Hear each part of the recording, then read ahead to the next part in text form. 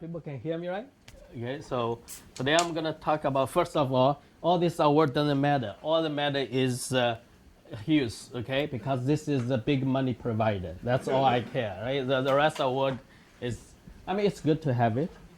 I won't say I don't want it, but that's the biggest one. So, and also today I'm going to talk about a calcium channel actually in mitochondria called mitochondrial calcium uniporter.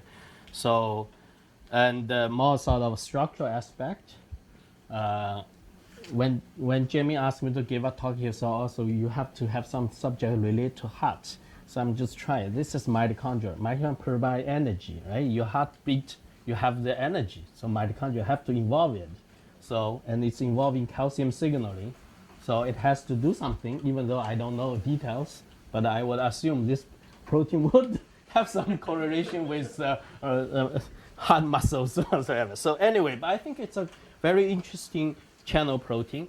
So this calcium channel really played a key role in this calcium uptake from mitochondria. So this calcium uptake of mitochondria has been well documented for more than 50 years. People see that. And it has some important physiological role. So when you get calcium inside mitochondria, the elevated calcium can sort of promote the ATP production by activating several key enzymes in this TCA cycles.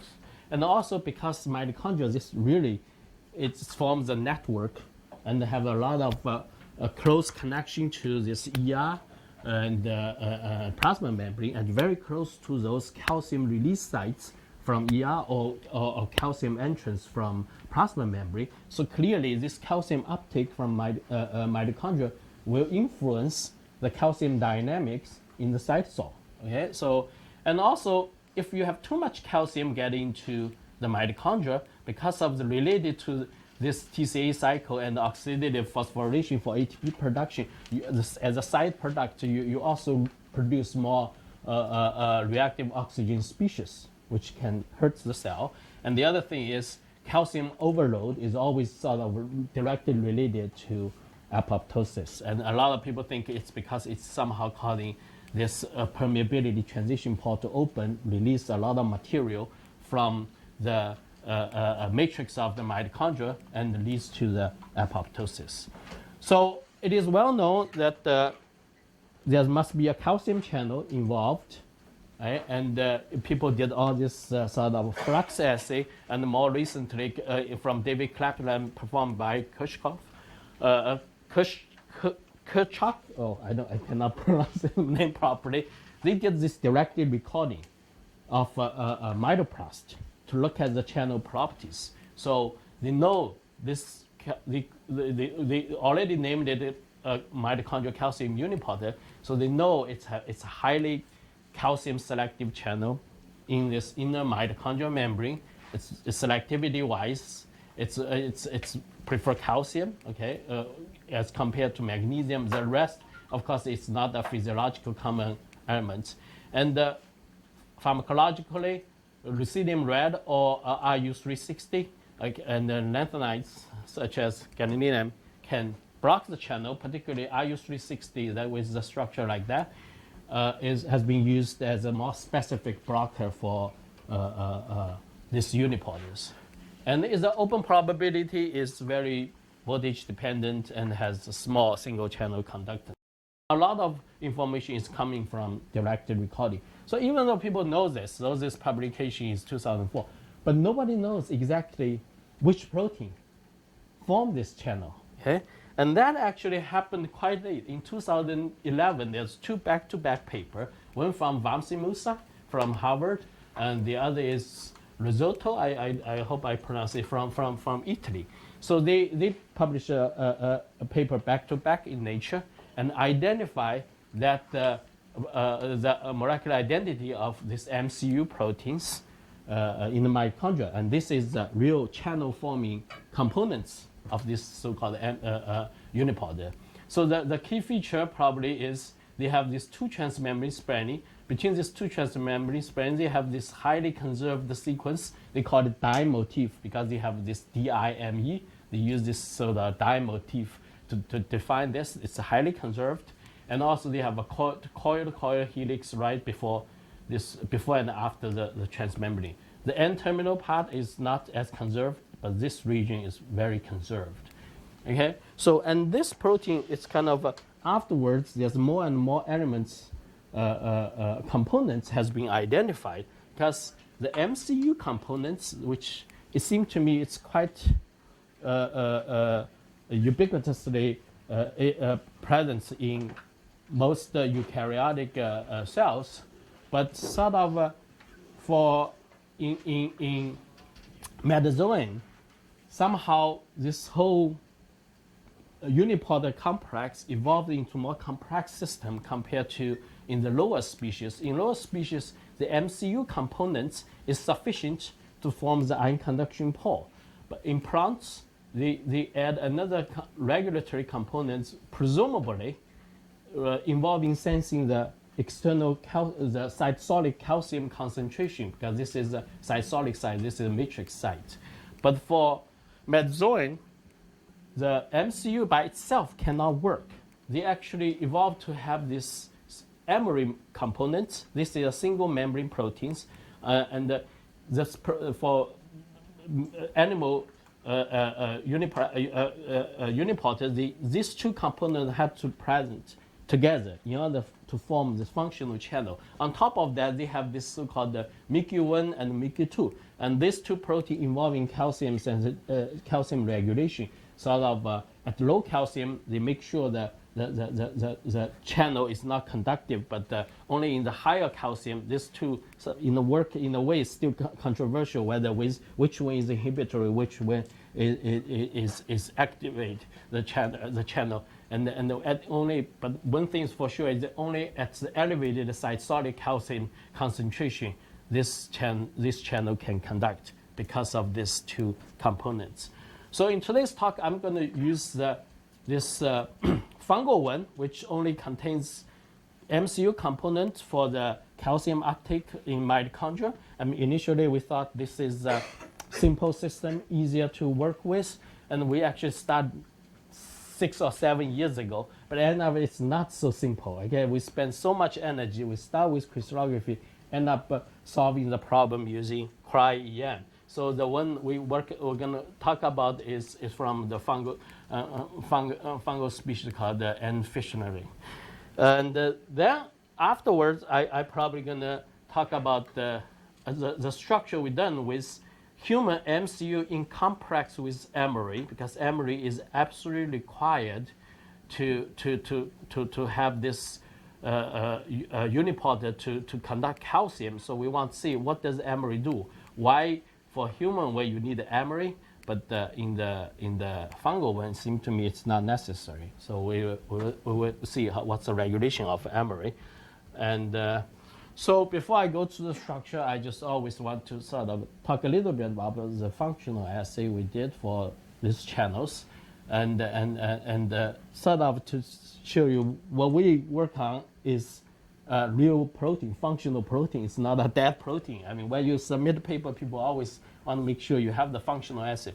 So for the MCU, because we have did work both on the fungal one and the human one. So for the fungal species, the protein was expressed in E. coli. So we actually use E. coli directly to perform the calcium uptake assay. But for human version, same principle, but the protein is expressed in HEK cell. So we permeabilize the HEK cell that express our protein and look at the calcium uptake. Okay, how the calcium and to monitor the calcium uptake, basically you have the protein. Let me use E. coli as an example, expressing this fungal MCU. We put this cell tube and we sell E. coli cell in this tube, and then we supply it with Oregon green as a calcium. Sort of monitor the calcium concentration.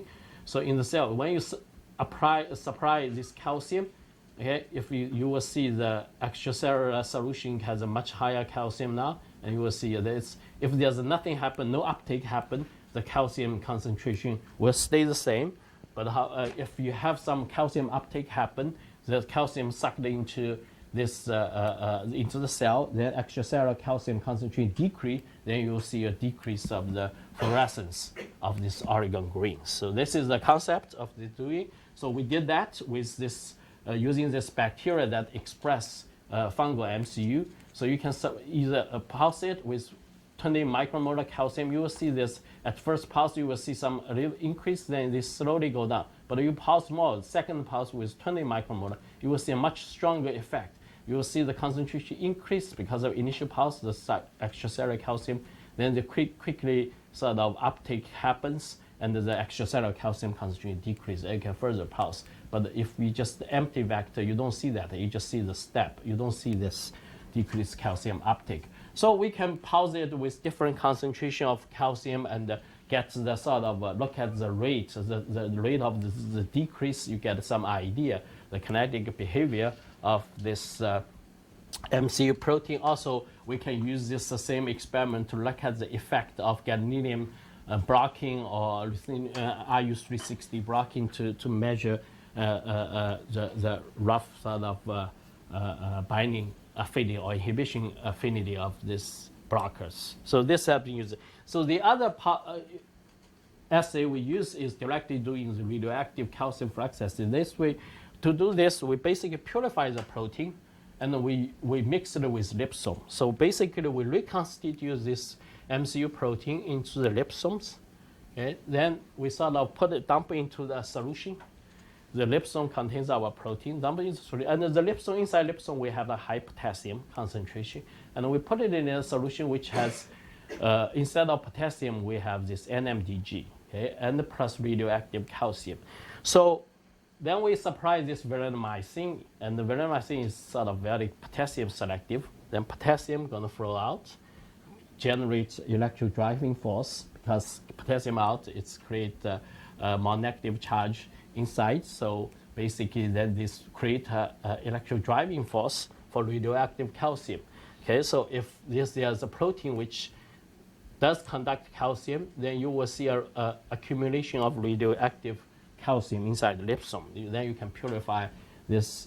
After assay, you can purify this lipsome and look at measure the radioactive. So we get a very sort of robust sort of radioactive calcium uptake. So if we have just no protein, just empty lipsome, we don't see activity. Or if we, instead of use NMDG, if we will have the same concentration of potassium outside, then when you add varenicline, there's no gradient can form. Then basically you also see no activity. So basically this indicates you do need the electric driving force, high voltage, to drive this calcium to go through this proteins. Okay, so, and also same thing, we can use the blocking to use, I use different method, but gets the same results. Okay, so this is the assay. So we did for all this protein. Now I'm just going to go to structure. I tried to simplify what the structure looks like. So this is also cryo-EM structure at 3.8 angstroms. Okay, and this is just to show a movie. Okay, so this structure, I mean, it's quite difficult to work with. Simply because it's very elongated. You can sort of divide this whole protein into 3 layers, starting from the N-terminal, forming this so-called N-terminal domain. Then in this region, they have this so-called coil domain. That's also predicted. And then there's a transmembrane domain. So architecturally, if we, I will just show you the single subunits. So N-terminal domain, the structurally, it's kind of, when we have this structure, there's also another structure people did for a human, just N-terminal domain. The structurally, it's, even though sequence is not similar at all, but the structurally, this fungal one is very similar to the human N-terminal domain. And then the coil is kind of interesting. The first coil helix, this is where first coil, it's continued with the first transmembrane domain. Okay? And this is sort of forms a sort of pillars of this protein, and the N-terminal like a base. Then you have these 4 pillars sort of hold the whole thing together. And then the second coil, after second transmembrane domain, the second coil predicted coil helix actually break it into 2. Okay, we say the coil 2A and 2B. So structure that's sort of then these 4 subunits wrap around, and they create sort of pretty open airway for ion permeation. So the only sort of key region I want to focus on is this transmembrane region, because this is very different to classical tetrameric cation channel pore. I mean, this one is the packing, and also this also forms the narrowest part of the whole channel pathway, and it's presumably forming the selectivity filter for calcium ions. And also, I will briefly mention about this N-terminal domain. This N-terminal domain, actually, even though it's a homotetramer, this bottom part forms a dimer of dimer. The top part still maintains a four-fold symmetry, but the bottom part is two-fold. There's a symmetry breakdown. And this become very interesting in this region when we get the human version of the MCU structure, because that structure is so weird and it's very sort of unique. I never see in anything else. But first, I still stay with the fungal MCU. So this is the transmembrane pore. So that it's just simple two helix, okay, and the helix are within each subunit. They don't interact that much, okay. They have a big gap, presumably sealed by the lipid, but his second transmembrane helix interact extensive with the TM1 of the neighboring helix. Okay? So, and also the way they form is they form a more tight packing at the top portion. Okay, it's a very narrow entrance in top portion. Then this whole ion pathway going down, they actually get widened. Okay, if you look at the bottom here, it's pretty wide. So this top part is the narrowest part. Also, this top part also contains the so-called motif, the dye motif. Presumably, they predict to form the so-called selectivity filter. But structurally, this whole arrangement is different from classical potassium tetrameric cation channel. Here I just used KCSA as a potassium channel as an example. They don't have, like for those tetrameric cation channels, classical one, they always have this so-called re-entrant loop forming this selectivity filter. We don't see it here. And they all have this forming this bundle helix, forming presumably an intracellular gate, but we don't see it here. It seems to me here it's pretty wide open. Okay, and the packing is very different. So I will focus on this region. This is presumed this so-called dye motif region. So look at the packing and explain why this channel is so calcium selective. So this region, this is going to be the movie. This is a side view. I'm just zooming in here. So this dye motif, they have this WDIME sequence, and it actually forms the first 2 turns of TM2 helix. Okay, it's the first 2 things. So there's no entry, not initially predicted it's a loop. It doesn't form a loop. It's part of the helix, and it has these 2 acidic residue forming 2 sort of a layer of charged ring, okay? And separated by roughly 1 helix turn. And more importantly, before this dye motif and after this dye, they also have this W and the P sequence amino acid. It's also absolutely conserved. Okay, so that's actually play an important role. This W tryptophan actually directly forms a hydrogen bond network with this 4 acidic residue E, okay, from the ring, and this forms the narrowest part of this filter region, and this presumably stabilizes this acidic residue in position. And also this tryptophan forms this so-called the CH pi packing with the proline from the neighboring subunit, and so make it a tight packing around this. So basically the whole region in this area should be tightly packed, quite rigid. Okay? And that's very important, I think, for its function. And then we cannot mutate any of these 2 residues. And if you mutate, basically you get dead channels. Okay?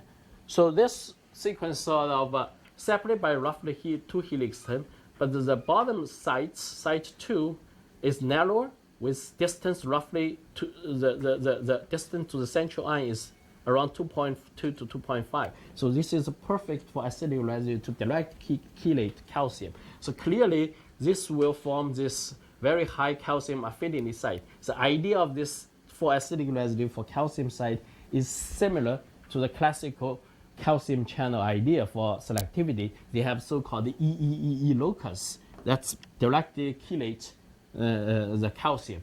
And then the top side forms by 4 asparagine residues, aspartate residues. They have a sort of a wider distance. Very likely it creates a weaker binding site. It's not going to be specific for calcium, but it's going to electrostatically, it will attract calcium. But this likely forms this weak site. So for calcium channel, there's always some talk about how the calcium channel achieve high selectivity, in the meantime also achieve high flux. One idea is you create one high affinity binding site, then you have a second site nearby which is low affinity. Once the calcium concentration elevates, the occupation of that weak site can weaken the high affinity site by electrostatic repulsion, and then allow them to conduct much faster. So this also have been done experimentally.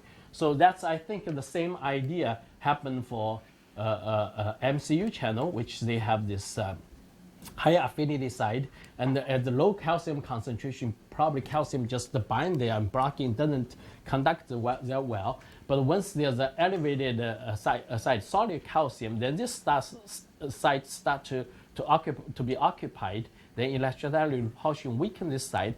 Then plus, because this channel also conduction is voltage dependent, so if there's a very strong electric driving force, then causing this channel to conduct.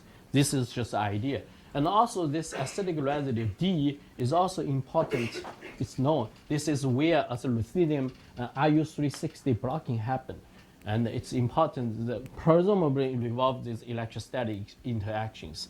Because if once you mutate this entrance, this is sort of a cytosolic entrance of the form this cytosolic entrance of the channel. If you mutate this, they can abolish this this blocker binding. Yeah. In the absence of calcium, is there any monovalent flux with this? I think yes. Yes.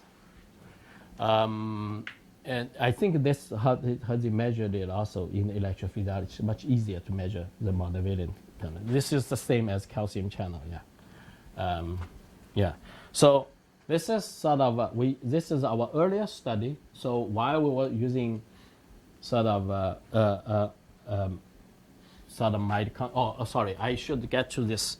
So as I mentioned, this N terminal of this fungal MCU has twofold. It's from the dimer. You don't need to worry about exactly how these interactions. But what I want to just point out is because they have two different interface. But this particular interface forms by 2 beta strands, sort of a main chain hydrogen bond by 2 beta strands. This is what's also observed in the human and MCU N-terminal domain, the isolated N-terminal domain. They see that, but they don't see this interface. Okay, so this we will get to back this interface again. So detail you don't need to worry, but all you need to know, this still forms a enclosed ring, but not as a 4-fold symmetrical ring. It's more like a 2-fold symmetrical rings. But the reason I'm going to point this out because this is the key difference. Different region between human version and the fungal one. So now I'm going to move to the Metazoan MCU. So I mentioned the Metazoan MCU absolutely require EMRE in order for its functional, in order for its conduction. So this is experiments was people did to record this doing the calcium flux uptake assay using HEK cell. Basically, if you have a for this metazoan, you can do the C. elegans, Drosophila, or human. If you mutate, if you express just the MCU by itself, it doesn't work. You don't see this activity. But only when you add MCU plus EMRE, then you see this calcium uptake. Okay, so all this absolutely required. But for they call dictate. This is this slime mode. They from genetic sequences they know they don't have this EMRE, and this one if you express it also in plus this just the MCU component in the HEK cell, you already see the activity. Same thing, use the plant one. And for our fungal one, we pretty much also can see the same thing. You don't need, well, there's no EMRE actually in their genomic sequence. So MCU by itself is perfect functional in plants and the fungal, but in those metazoan, you just have to have this EMRE. So we got the structures, makes the complex, because that was almost happened at the same time we were working on this fungal one. It's just the fungal one take us a lot of effort. End up human one make our life much easier. But when we see the structure, we got quite surprised. Okay, so here I show you the structures. This is the human MCU in complex with EMRE. So this purple domain is this purple one. It's a single membrane spanning protein. Is this EMRE components? So what's interesting is this is if we just temporarily forget about EMRE, we're just focusing on this MCU components. Okay, so if you look at this, it's just it's not a symmetrical protein anymore. Actually, the top part up to here is very symmetrical, but right after that, everything changed, and it's organized in a way, or its N-terminal domains arranged sort of in a way they don't form an enclosed ring. They sort of form this arc-shaped molecule, and the points not drop in the bottom. They actually swing to one side. Okay, so if you have this basically it's 4 identical subunits. If we superimpose these 4 subunits, the top part, which forms the transmembrane plus coil, superimpose very well. But afterward, they all points to very different direction. Okay, so people, if you don't do structure, you probably don't pay attention to that. But if you do structures, this is weird. This is the 4 identical proteins. Somehow they folded in a way that's completely different at the bottom part. Not in the tertiary structure, more like quaternary structures. So they, and also this linker, they have this so-called linker helix connecting this N-terminal to this major part of this transmembrane and coil. They all even have different lengths, okay, for each linker helix. So that's, to me, when we see this, we said, oh, it's absurd. And if we sort of give you a better sense, how does this different from sort of fungal MCU, we got structure. So transmembrane part and the coil part, the actual overall arrangement is very similar, except this protein, the human one, has the outward bulge is more exaggerated, as if something just pulled it in that direction, pulled it that direction. Okay, you just as if, and this is related to EMRE interaction. And then the key couple of differences for human ones, they have this linker helix, which does not exist in the fungal MCU. So this linker helix connects this coil-to-coil helix to the N-terminal domain. And then this N-terminal, form this arc instead of this enclosed ring, and it's positioned on one side of this complex, okay, this arc shape. So why do we have this weird structure?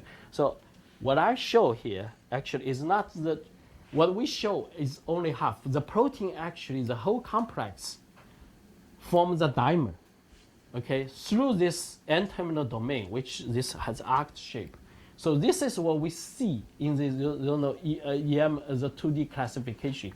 So you will see this, as if there's a 2 head. This is like a mushroom, right? Because we solve the structure in the nanodisk. So there's a mushroom and connected. This is what the structure look like. The N-terminal domain basically forms an interesting dimer interface. So what happened is, even though all this N-terminal domain protomer, they have tertiary structure is identical to low species like a fungal one, but they arrange in the side by side. Okay, they form this side by side, like in natural, and then this half circle shape, and this thing has a very flat surface on the bottom. Okay, and then they sort of swing on side, and the other one also swing aside. This flat surface make perfect interface, and this interface is rich with charged residue. They create this sort of a very nice interface to dimerize. So this is what we see biochemically. And what's the real structure look like? It's a dimer of this MCU EMRE complexes. Okay, so then one question is why does he need form this dimer? I mean, is this a dimer functional relevant? So one mutation we did is because there's a lot of charge residue involved in this interface, and one particular residue we just mutate this D, the negative charge, into arginine to make it a positive charge. And structurally, we know biochemically this complex shifted to the eluded at the latest volume from the size exclusion column indicates this complex with this mutation is smaller. That means it's fall apart from dimeric complex to a monomeric complex. And in the cryo-EM's 2D classification, clearly it's no longer from this two mushroom connected, it's only a single mushroom. But what surprised to us is we mutate this, it's functionally, it's flux just like the Y type, has no effect. We can actually even completely remove the N-terminal domain, which involves this dimerization. We can completely cut it off. Still, the calcium uptake is the same. This is a bunch of this is a deletion mutation. We basically remove the whole N-terminal domain, and we still have this similar flux as Y type.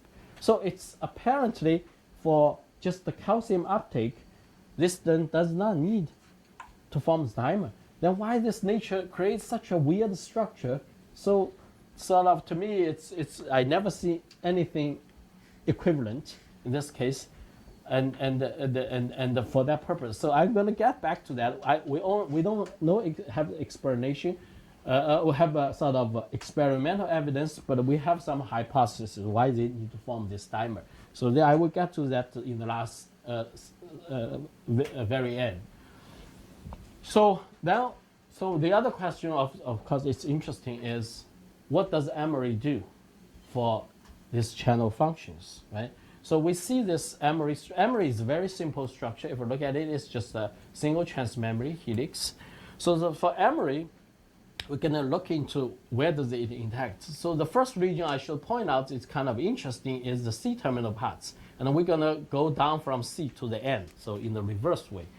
So the C-terminal ends of this EMRE, it contains a highly sort of conserved acidic residue they call the CAD domain. And this, I mean, in our structure, we cannot see it. It's disordered. But this region is presumably directly interact with MICU1. So this probably where the MICU1 binds, and then probably involving calcium-dependent blocking of this channel. So this is where, so it will be interesting. Of course, we'll continue working on this in complex with MICU1 and MICU2. And it will be interesting to see how this binding happens. Okay?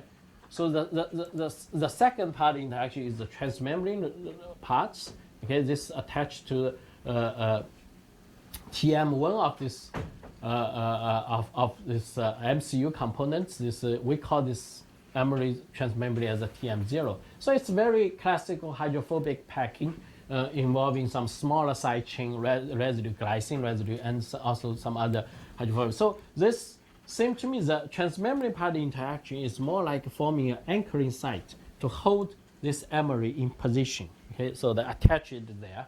And those sites actually have been defined even before we have the structure through mutagenesis by Chris Miller's group. Okay, so the other region I want to talk about is this is the important region. It's in this, there's the N-terminal part of this TM0 helix and partly this extended helix, extended linker. So right here, okay, this region. This forms the interaction with a loop connecting the transmembrane TM2 and the CC2A. So this loop in the structure-wise, it's this loop, okay, in this loop. This is from TM2 and this loop. So this loop, it seems to me, this stabilizes this loop, allows this loop to form, because you have a 4 tetramer. This loop forms a very well-structured region and forming this enclosed ring with the opening about 9 angstroms. So this enclosing right edge. So this seems to be forms the open gate of the MCU, mammalian, this human MCU. And this seems to me from the structure, it sort of indicate to us that means maybe this EMRE is important to stabilize this loop in this conformation, allow this entrance to adopt this open states. So we know that in fungal one, we don't need EMRE, and but in mammalian one or in mammalian one or animal one version, they have to have EMRE. So if the only difference is could be just simply this region, in mammalian one, we can see they require this interaction to stabilize it. So one sort of, I think it's pretty cool mutation we did is we replace this 6 residues, just 6 residues of this human MCU, human MCU. We replace it with another, this is Drosophila one. We replace the Drosophila ones, exact the same 6 residues, 6 region. Those are EMRE dependent. If we replace this residue, so this is a control of human one, you absolutely require EMRE. If we replace with Drosophila one, you actually don't need, you still need sort of EMRE to interact. Without EMRE, it doesn't work. With EMRE, the channel function. But if we change it to this addictive one, which does not require EMRE, and also officially that's when we did the fungal structures, which also don't require EMRE. Then if we replace these 6 residues from these 2 species, then the channel does not need EMRE to help its function. Basically, we can swap it and then make the channel of basically it's a human chimera channel just with 6 residue replacement, make it a completely EMRE dependent. So clearly, this is the key interactions which allow this EMRE to stabilize the human MCU, allow these gates right here in this region to stabilize in this open conformation. Okay, and then there's a last region is this so-called before this there's a beta hairpin shown here. So this beta hairpin tucked into this open space between this coil 2A and coil 2B. Remember, this second coil is breaking into 2 helix, and this sort of forming this like a hood. They just pulling this region outward and upward. Okay, and this pulling effect, I mean, it's sort of we did some mutations in this region. We can try to delete. So it's not completely indispensable, but if you mutate this, you shorten this beta hairpin regions, keep on shorten these regions, you do this, see clear this progressive effect on the calcium uptake of this MCU, mammalian MCU. So clearly it is important, but you can still remove part of it, and still protein is still functional, but it does play some role in it. Okay, so then what happened to the EMRE? I mean, other than the stabilize this gates, what's the other role of EMRE? So we try to get the structure of MCU in the absence of EMRE. See what happened. So then what's the effect is kind of interesting. In the absence of EMRE, MCU also don't form dimeric complex. So what does that mean? That means even though EMRE is not directly involving this dimerization, but its interaction sort of creates some structure change, allow this complex to dimerize. So in addition to this dimerization, there's a couple of structure change. So this is the map. This is our original model of MCU, okay, from this dimeric form in complex with EMRE. So this is, but the density, the model does not fit. We have to juggle in the model. Basically, what we have to do is we have to move the whole thing inward, okay, in order to fit the model. So this thing is going to be less outwardly bulged, we also, the N-terminal domain also have to drop to the bottom. Now this time they no longer swing to the side, they actually drop to the bottom, okay? And they drop to the bottom, and they still don't form enclosed ring. They still form this half-circled arc, sort of like sitting like that at the bottom instead of a swing to the one side. So basically what happened is, based on just the structure, based on the structure of this low resolution without low resolution structure without the EMRE, so that we can get the idea. What happened is when EMRE they seem to me they're pulling this coil 2, second coil helix, coil 2A and 2B. They pull it upward and outward.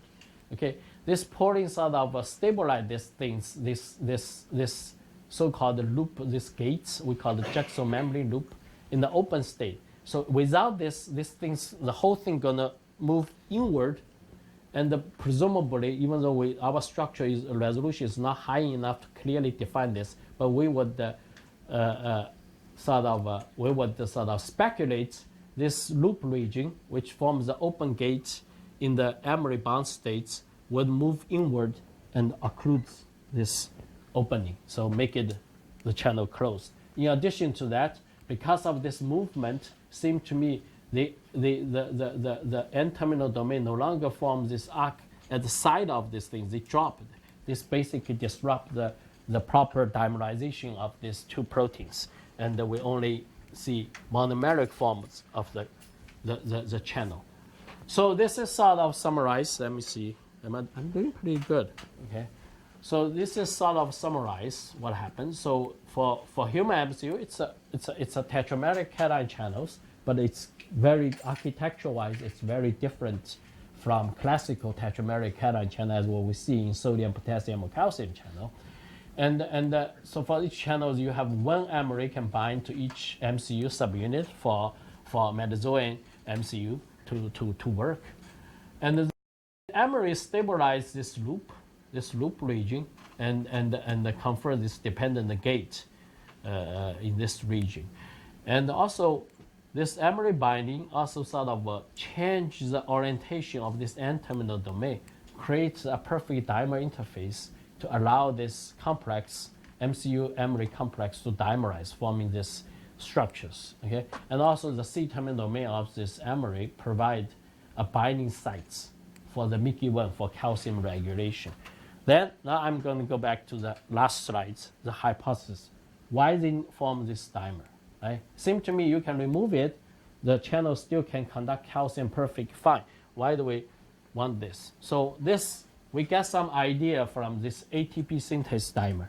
So ATP synthase, this mitochondria forming this weird structures of the Christie membranes. Okay, so ATP synthase always dimerize, and functionally you can break this dimer, and still they can synthesize ATP, not a problem. But it's always dimer, and they always form cluster at the ridge of this Christie membranes, and the sort of this stabilized invagination of the Christie membrane because for the clustering of this ATP synthase dimer. So in our structures, the two dimer all have to sit in the membrane also with certain curvature, but this curvature is opposite to ATP synthase. So our hypothesis is because they form this dimer, they sort of force this protein into the region in the membrane boundary that's close to the outer membrane, allow it to be more sensitive to calcium concentration change. In the meantime, also make it more sensitive for MICU1 and MICU2 binding. If somehow this protein getting into the Christie membrane, then it will lose calcium sensitivity because calcium getting into this small space of Christie membrane, it's gonna take a while. Okay, so this sort of what we think is this dimerization is important for the localization of this MCU protein in the inner membrane of the particular region in the inner membrane of the mitochondria. Okay. So I mean that's the end. So I'm going to acknowledge people, and the fungal MCU is initiated by NAM, a student. And then the human one was done by Yan Wang, a postdoc, and also with the help of a lot of people in the lab. Some are previous lab members who start their independent lab. So the project initiated by Vamsi Musa, he actually called me that time, say, oh, there's an interesting channel. Do you want to work on it? We can work on it together. So end up we spent many years sort of initially struggling to get things done. And the cryo-EM sort of study initiated with the help of Yifan Chen at UCSF and his postdoc Jean-Paul. And after arrival of Xiao Chen, our new faculty, this is really a big game changer. And he's such an expert in cryo-EM, really move things faster. And this is the funding source. And thanks for your attention. Yep. Yeah, yeah. I wonder if you come up with an experiment to test the localization. Yeah, we are thinking about, but in the reality, it's difficult because it's so small, mitochondria. And you cannot, and you try to do it, we cannot use, we have to look at the endogenous one. We cannot overexpress. Overexpress can mess up things. Right?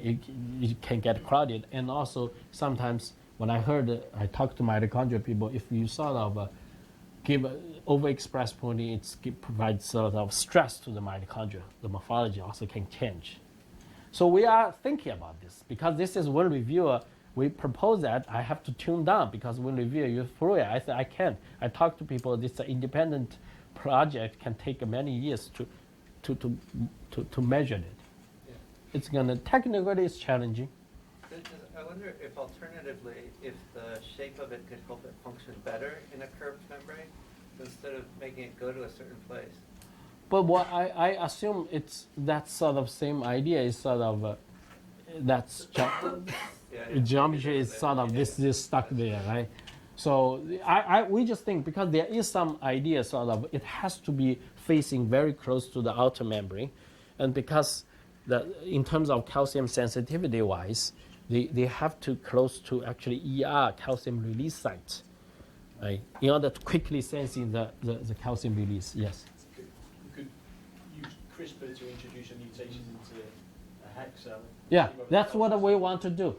But well, we can introduce mutation and get This it. mutation that disrupts the Yeah, dimerization. yeah. Right? But then how do you detect where's the protein? But if your theory is, your hypothesis is accurate, then Yeah. that should affect the function because Yes. it would affect the localization, right? Yes, that's what we think we should do. I will convince someone to do it. I always want to do it, actually. Is there something different about the geometry of the membranes in the fungal mitochondria, or are they essentially the same? I actually don't know a fungal whether this crystal membrane, whether the form is. I'm not sure if it's whether it's anything. As long as you have mitochondria, you should have this. But actually, I don't know. I don't know. At what species you start to see the crystal membrane? I mean, I always focusing on the Metazoan one, so I think they do have that. Yeah. Yeah. So how does the fungal MCU gate? Does it have a gate? I mean, because once we dump it, it's just functional. Does it constitutively convert? Presumably, what's physiological, what they're low, I have no clue. Well, not our interest, so it's just you don't pay too much and you use it as a model system. At those days, we just try to get the protein we can easily express and to get it done in crystallography. But end up, it's more difficult than what we saw. Yeah. You have, yeah. I was wondering whether, so the fungal doesn't require emery. You don't have emery gene yet. But if you introduce it, will it co-purify and maybe then you could induce that dimerization in the fungal version?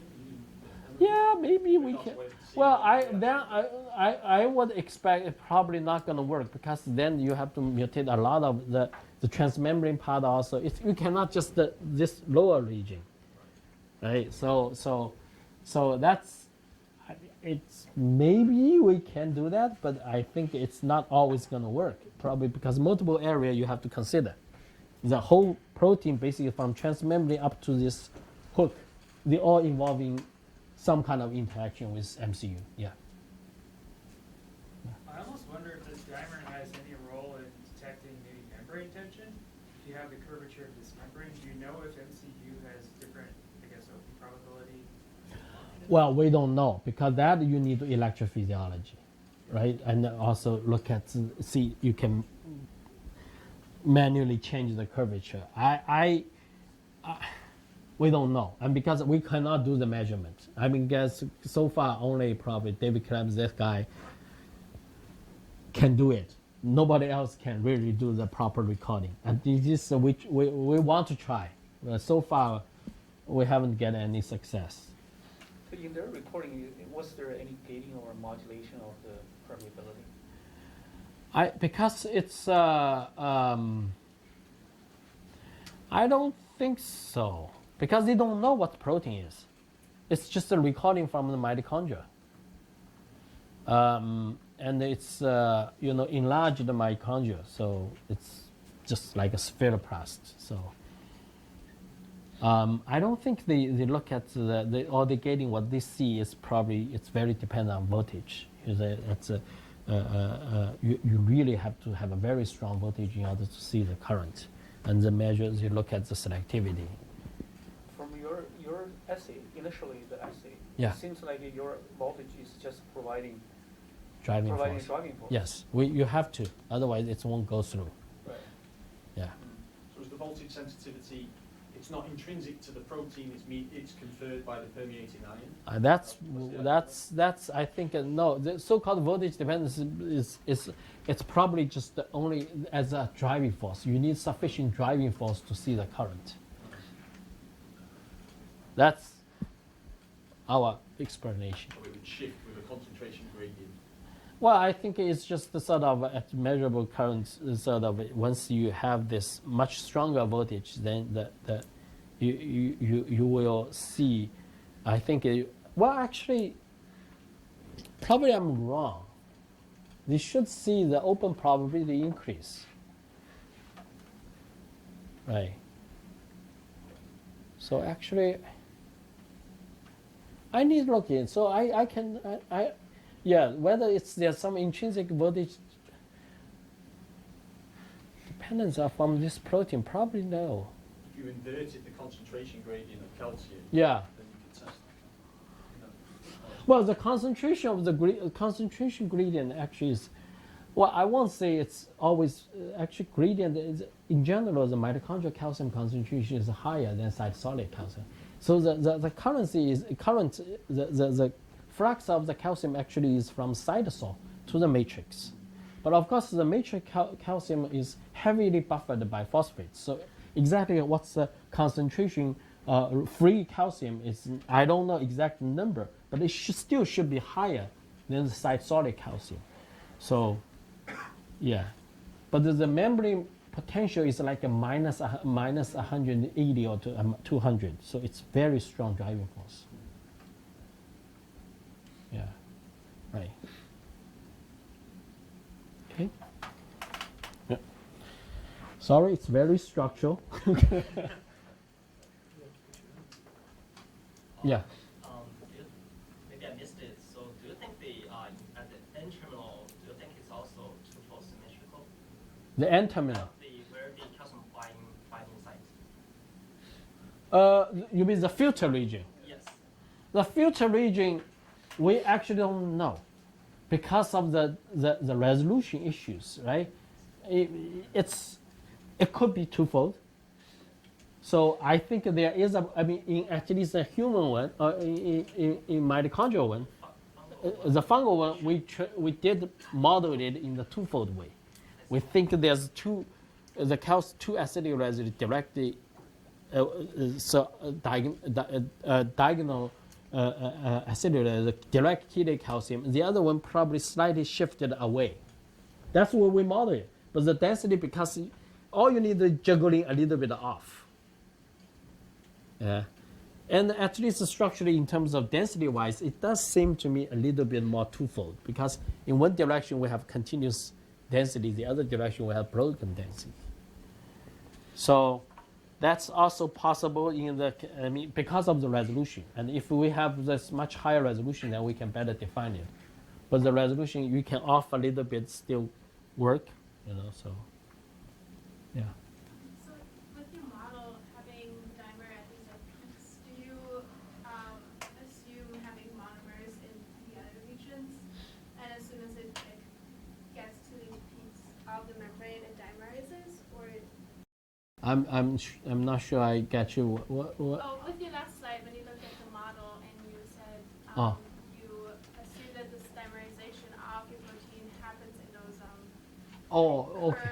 Curved membrane. Yeah, Okay. do you assume having monomers of the same protein in the other regions that then come to dimerize once they get into these curved regions? Or you which start first, which goes whether they form dimer first, then they go to that region, or they go to that region, they form the dimer. Is that? I mean, is that, yeah, I guess, maybe? Also, it's still the distribution Yeah, question, yeah, right? yeah, So yeah, in, yeah. in the non-curvature Yeah. place, is there Yeah. any of those? I mean, I would assume energetically the flat region probably it's not gonna stay there. It's just, but I actually, if my rephrased question is right, then I don't know the answer. Like, so which one goes first? Whether they dimerize, then they sort of have to go there, or they happen to stay there, then they suddenly forms a dimer because the geometry make it perfect to dimerize.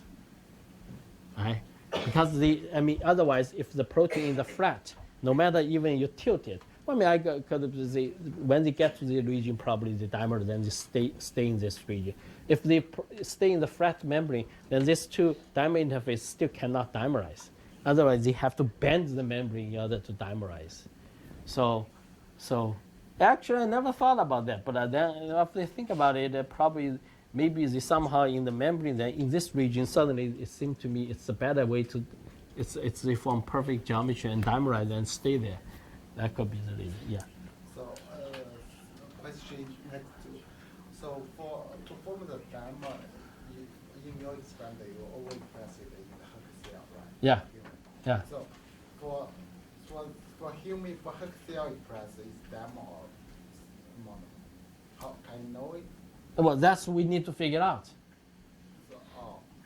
So, We overexpress, we purify it, it's always dimer. okay, so before purify, you don't know whether it's dimer or not. Before, but I assume this. If I look at the interface, it has to be. It's just to me, it doesn't make sense. If we overexpress, they also can form dimer. I don't know how. But Yeah. you know, as you say, Hooke cell in the membrane, the membrane is like flat, right? No. That's why what we think is when they express in the membrane, probably they prefer to stay in this curved region. And yes. Yeah, in mitochondria, yeah, it's incomplete. But in the compared to the Hooke cell, Oh, you mean the cell membrane on the cell? Actually, when we overexpress this, most protein we think they stay in the mitochondria. oh, still stay Yes. in mitochondria, not Yes. Yes. Thank you. Yeah. So you guys did that really cool experiment where you were putting in that loop that Yeah. forms a whole. Did you do the opposite where you tried to put the human loop? Yeah. So human loop, if we put it we didn't do it, but we expect it's not gonna gate the channel, because this is related to the similar question, because for human, presumably, the other way is to create a fungal channel, which you introduce in the human 6 residues. Then you introduce EMRE, see if you need the EMRE to make it work. But then the EMRE interaction is not just this region. You have to worry about the N-terminal region, the N-terminal hook, and the transmembrane region. Every region have to fit in order for EMRE to get close to that area. But that's not trivial to introduce all these mutations. Okay. Thank you so much. Thanks.